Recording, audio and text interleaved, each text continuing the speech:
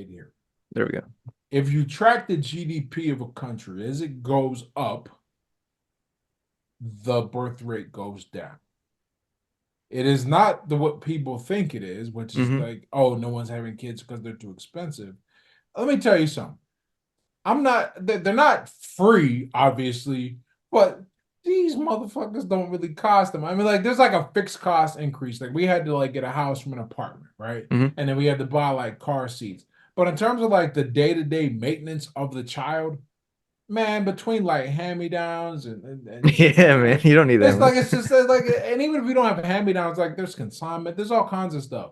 Um, so what is going on?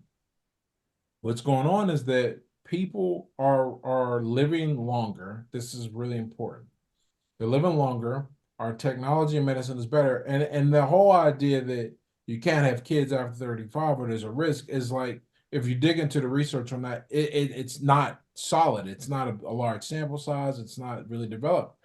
Nature's not stupid. It wouldn't have a woman go through menopause at 50, but then be like, but you're gonna keep being able to have kids. Hmm. Uh, After a risk point that was arbitrarily designed to 30.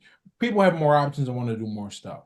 Do Right. I think that's good or bad for the future? I have no idea. I've debated this idea several times because up until what the 1850s ish, I think no, not 1850, like 1800 is the first time there were more than 1 billion people on this planet. We've been around since 300,000 years. Uh-huh. So which one is it? Are we overpopulated? Are we underpopulated? Are we, it's some extreme because most people weren't here for a while, but in terms of declining birth rates, I just think people just enjoying life. There's so much more shit to do now when Yeah, you're there in is. your 30s than there was even in not even 50 years ago, Yeah, man, which there's is a which is crazy. 50 years ago was 1980 74. That's not that long ago, man. yeah, man, yeah. But there's just so much more to do, so much more ways, so many more opportunities. So people are just foregoing those to have kids. I think here's the problem we may encounter Uh-huh. is, man, it's hard to go backwards in terms of like what you're comfortable with. Hmm. So if you've been doing this whole like single thing Yeah.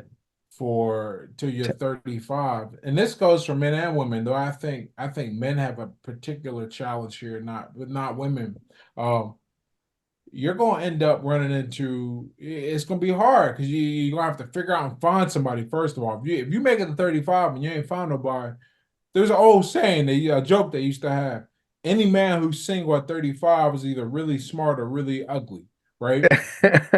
And it's a joke, but there's a Yeah. lot of truth in that, because if you're not getting like, Yeah, yeah, it's yeah. one thing. Yeah, yeah, It's yeah. one thing if you're like actively repelling them and just spinning plates, but Yeah. even still, you're building up a habit, and your brain is going to be real hard to switch over and switch Yeah. from, right?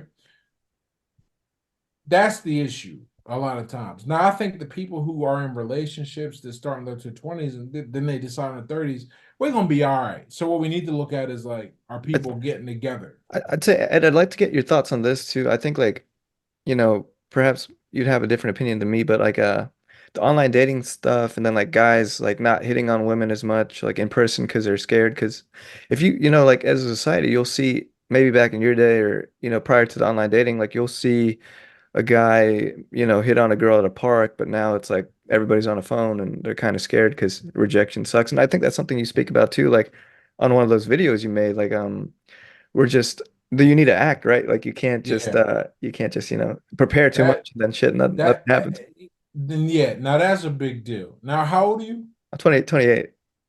Man, you are barely a millennial. What year were you born? 95, man. Yeah. Okay, so you're like the last year that I'm like like we made let. the cut. But we consider, yeah, but so when you said back in the day, and then I remember you said you were Never a mind. millennial at the same time, I was like, are we the same thing?